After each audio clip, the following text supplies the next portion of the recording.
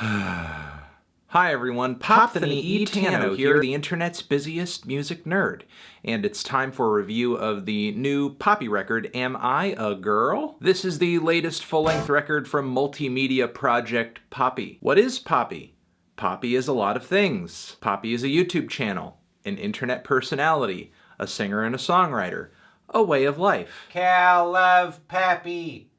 Cal love Pappy. Cal love Pappy.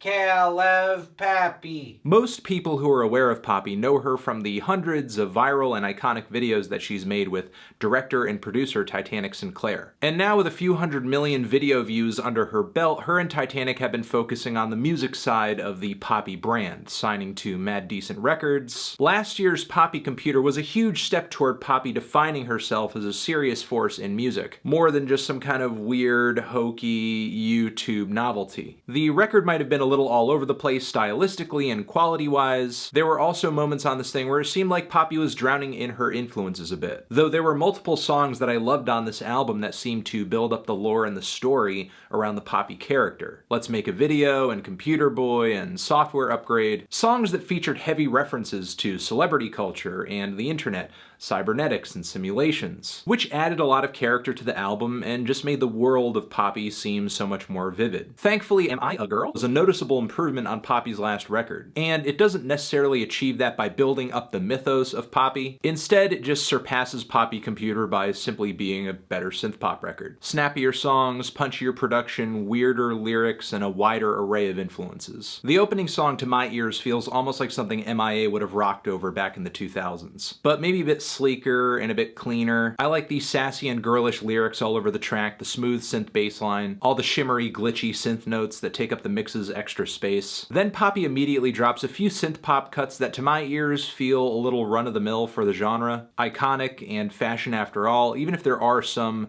lyrical bits of these tracks that I do think add to the Poppy character, and I guess in a weird way I do kind of like how Fashion After All sounds like it's been pulled right out of the Chromeo playbook. However, later on the record there are a few spots where Poppy's lyrics get so brash and weird and unapologetic that I can't help but have a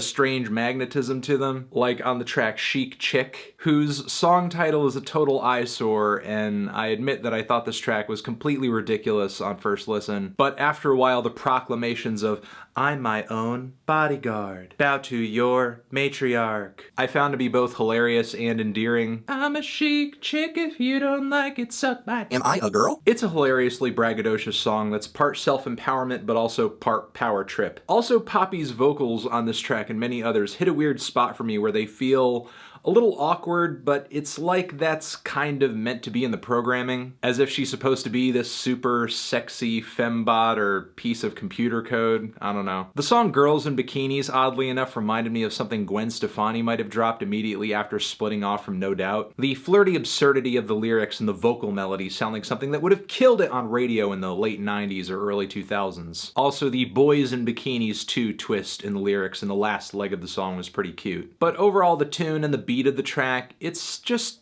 pretty basic and fun and bubbly. Nothing too weighty. It's nice while it's on, but it's not really anything that I'm dying to go back to. Really, this album gets better when Poppy's lyrics get a bit more substantive, or the instrumentals go completely insane into a direction I would have never anticipated. The song Time Is Up featuring Diplo does have one of the hardest beats on the entire record, but really what makes it stand out is that it's essentially an environmental banger. A tribute to mankind destroying itself through destroying the planet, with Poppy singing about dead bees and dried up rivers on the hook. Through the lyrics, we also get the sense that Poppy is kind of waking up in the midst of this dystopian future. She's been programmed or wiped and she's confused. She doesn't know where she is or why she's here or why things are the way they are. Then as we get deeper into the track, it's like she's writing from the perspective of a heartless robot who at this point sees no better future for mankind other than for it to just die off. The song Aristocrat instrumentally reminds me of that Ace of Base song, All That She Wants. The story of the song seems to be about this poor kid finding herself in the midst of this upper crust party. She's the hottest thing there by her sheer personality and beauty, and she's kind of undercutting the other rich girls there. The whole thing reads as a metaphor for Poppy's infiltration into the inner circles of fame through her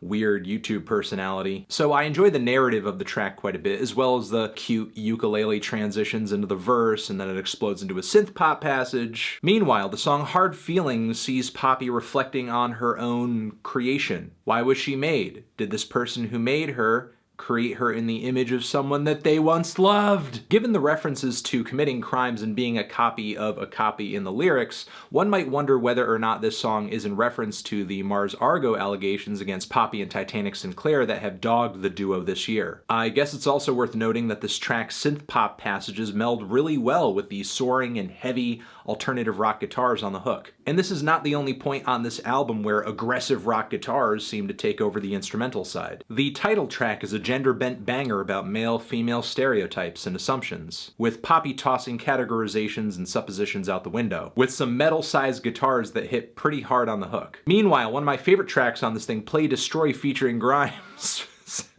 It sounds like an Evanescence song! Yeah, this track literally has tons of chugging, nu metal guitars. Poppy and Grimes transition these heavier spots into these really beautiful, glistening synth pop moments that sound like something off of like Grimes' Visions. There are like some weird demonic screams held within some of the guitar passages too. I also love how tongue-in-cheek and edgy some bits of this song are, like the moment where I believe it's Grimes who says, "It's time to die!" I couldn't help it. It's so incredibly catchy, but also hilarious and self-aware and creative. The closing track, X, is even heavier. It actually kicks off with Poppy oohing against the heavy metal guitars at the start and going, heavy! It sounds like something out of a baby metal track, but like even more badass, and with a hint of irony to it too. And once again, Poppy transitions out of these incredibly pummeling guitars into some wonderful heavenly sunshine pop, before circling back around into these guitars with a sinister refrain of gimme bloody, please, gimme bloody." The song eventually hits this like pop punk bit at the very end, and it's a genius way to finish the song and the album, especially with Poppy saying at the end of the record, "Take me to the place where we began," allowing you to kind of loop the album back around right at the start. Overall, I thought Am I a Girl is a pretty great pop album. It feels like Poppy is getting even better at building some of her own personality into her songs, the story, again, the lore. There are way more creative instrumental left hooks on this new LP too. Though still, I have to say the whole feminine robot trope on this record, and in the Poppy universe in general, is not that refreshing of a concept. And in a way, I'm still kind of waiting for the moment where Poppy's music and her videos coalesce in such a way where they almost feel one in the same, to the point where when I hear a Poppy song, it gives me the same kind of intimate chill that I get out of one of her videos. Though I'm not really sure if that's ever going to happen, because it would seem antithetical to Poppy's pop-leaning intentions in her music. If you're looking for a pop record with some zany and off-the-wall lyrics, some interesting topical tracks here and there, as well as some exciting and strange instrumental twists and turns toward the finish, give this thing a shot. I'm feeling a light to decent 7 on this transition. Have you given this album a listen? Did you love it? Did you hate it? What would you rate it? You're the best, you're the best. What should I review next? Hit the like if you like. Please subscribe and please don't cry. Hit the bell as well. Over here next to my head is another video that you can check out. Hit that up, or the link to subscribe to the channel. Anthony Fantano, Poppy, Am I a Girl? Forever.